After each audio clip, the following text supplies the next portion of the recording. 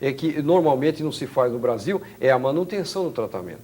Ou seja, você faz a fase aguda e você, né, quando o paciente tiver 80% a 90% do seu bem-estar, que você vê, você está quantificando, você está analisando, e frente ao que os pais, no caso, né, dessa paciente, mostra, você não quer vir uma vez por semana, que eu preconizo, eu tenho cientificamente provado que uma vez por semana eu tenho excelentes resultados, sabe? Então, não quer vir uma vez por semana, vem cada 15 ou 20 dias. Aí normalmente se pergunta, mas por que se eu estou bem? Mas aí é que está o problema. É a manutenção desse bem. Isso, exatamente. Você vem cada 15 ou 20 dias para quê? Para evitar a chamada síndrome de rebote ou de abstinência. Eu gostaria de saber, em cima desse seu posicionamento, verdadeiramente como você acredita que essa técnica pode ser melhor do que as outras? Primeiro, as vantagens. Não é invasivo.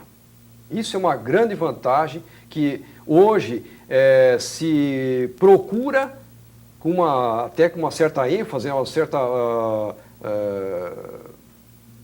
com mais volúpia, para você poder tirar os efeitos colaterais e as contraindicações que os psicotrópicos dão no caso da saúde mental, né? Então, isso é estudado muito em cima disso, sobre a diminuição dos efeitos colaterais de contraindicação.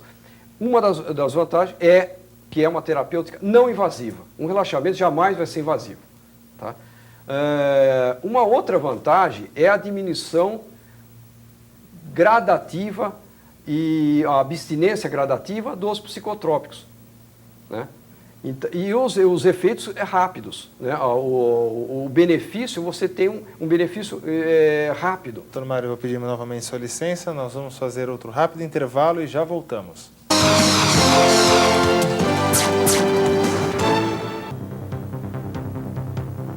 Nossa Caixa, o novo banco de São Paulo.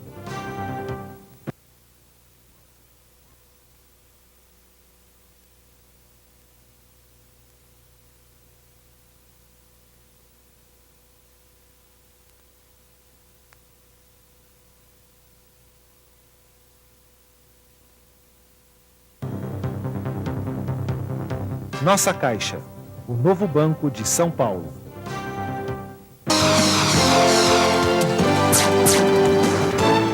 Estamos de volta com Visão Nacional, recebendo hoje o Dr. Mário Celestino de Oliveira, falando hoje de RCA. É uma nova conduta terapêutica, né, doutor? Doutor, nós estávamos conversando no bloco anterior e eu pergunto já no começo desse terceiro bloco, todas as pessoas podem estar fazendo esse tratamento? Existe alguma contraindicação? A que caso o senhor indica? Olha,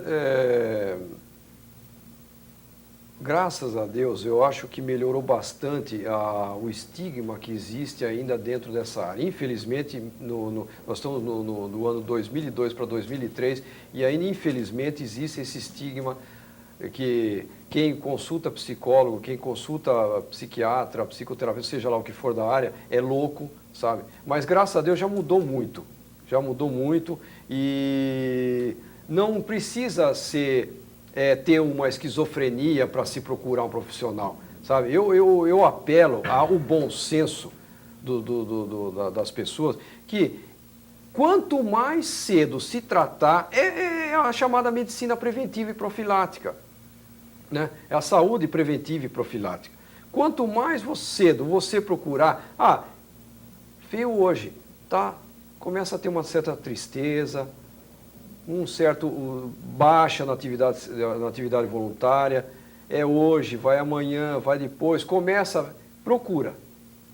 Não pensa que você, aqueles que, mas onde você vai? Vou consultar um psiquiatra, vou consultar um psiquiatra. Não pensa que os outros, deixa os outros pensarem assim. É melhor você procurar o mais rápido possível, porque o processo de cura é extremamente mais rápido. Isso não tem, isso é óbvio, sabe? Então, mas eu me sinto estressado. Mas estresse também é tão simples, né? Todo mundo tem, então... No mundo de hoje, daqui a pouco eu já estou bom. Não pensa assim. Não pensa assim que você cai do cavalo, sabe? Cada caso é um caso isolado, e a pessoa então, precisa estar mas quando você sentir muita ansiedade, sabe, é um distúrbio psicopatológico da chamada afetividade, né?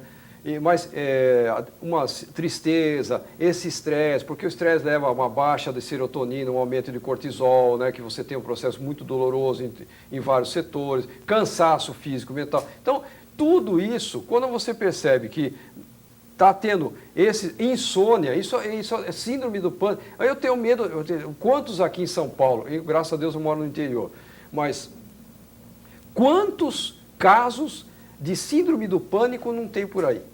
Está abarrotado. Isso é uma coisa absurda. Insônia, sabe? Isso aí tem aos montes. Tem alguma contraindicação, doutor? Olha, epiléticos, sabe?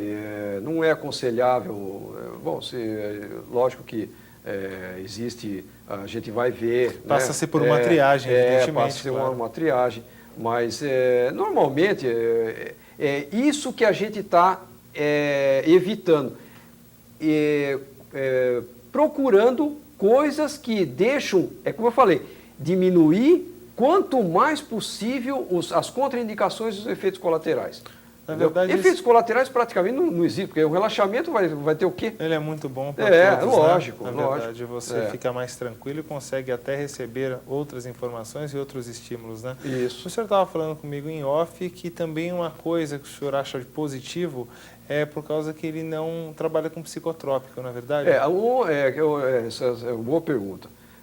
É o seguinte, a grande vantagem, uma das grandes vantagens que os tratamentos fazem é a diminuição da ingesta de psicotrópico. Quem estiver tomando vai diminuindo aos poucos, né? Porque a gente faz um processo, sempre tem uma outra visão de um outro profissional e vai, né, fazendo um trabalho conjunto, não tem a sombra de dúvidas. É isso que vai acontecer. Não é tão radical no seguinte questão, faça-se só o meu tratamento e corta-se o tratamento do outro. Eu seria idiota, desculpa a expressão, eu seria ridículo em falar que um paciente, vamos dizer, numa síndrome de abstinência alcoólica, o cara está alucinando e está delirando e eu querer fazer um tratamento à base de relaxamento. Não, é humanamente impossível, seria idiota mesmo. Sabe? Caminham então, juntos mesmo. Primeiro, fazer uma fase aguda, ou seja, você tem que entrar com neurolépticos para você poder suprimir as alucinações do delírio, que são os neurolépticos, que fazem com que as alucinações e o delírio sumam. Fase de ambulatório, aí sim, aí tudo bem, tá? Mas aqui está o negócio. Não é porque se procura tratamentos alternativos, se procura alternativas para que você supra as necessidades de um psicotrópico, né, as falhas do psicotrópico, que você vai dizer que isso é porcaria, isso não presta, não dá nada a ver. Os meus colegas que estão em laboratórios queimando as pestanas e o seu córtex cerebral para poder mostrar mais uma medicação, sabe? Eles estão lá estudando para ver a diminuição dos efeitos colaterais, a diminuição das contraindicações, entendeu? Mas a medicação, particularmente, ela vai fazer o quê? Ela vai atuar até um momento. A partir desse limite, ele não atinge mais. Mas uma coisa importante, deixa eu mostrar para vocês, voltando àquele tópico, uma revista científica, né, que eu gosto de mostrar as coisas que eu pego. Então, veja bem, o que eu falo, que eles há muito tempo, né, gostariam que fosse uma medicação. Aqui é uma revista científica, Boletim do Comitê Brasileiro para a Prevenção e Tratamento de Depressão. Então, veja o que eles falam. Dentro desse conceito antidepressivo, o ideal seria aquele que apresentasse um campo de ação muito amplo, isto é, atuasse sobre um número grande ou mesmo a totalidade dos sintomas depressivos.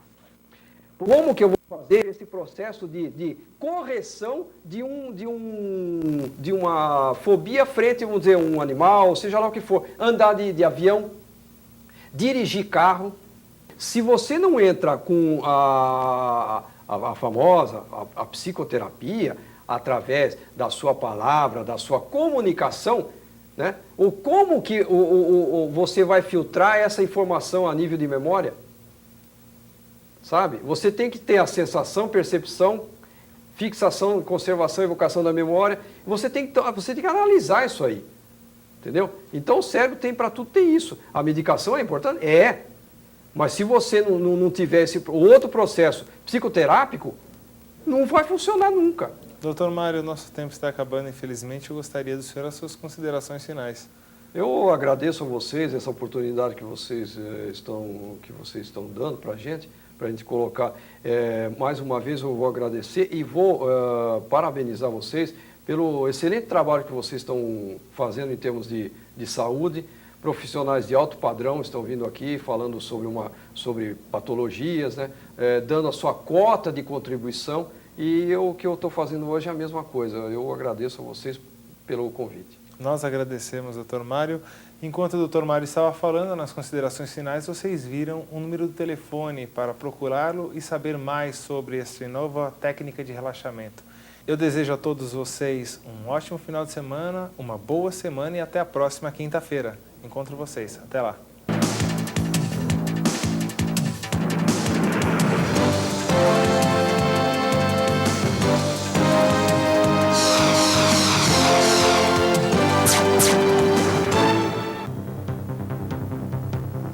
Nossa Caixa, o novo banco de São Paulo.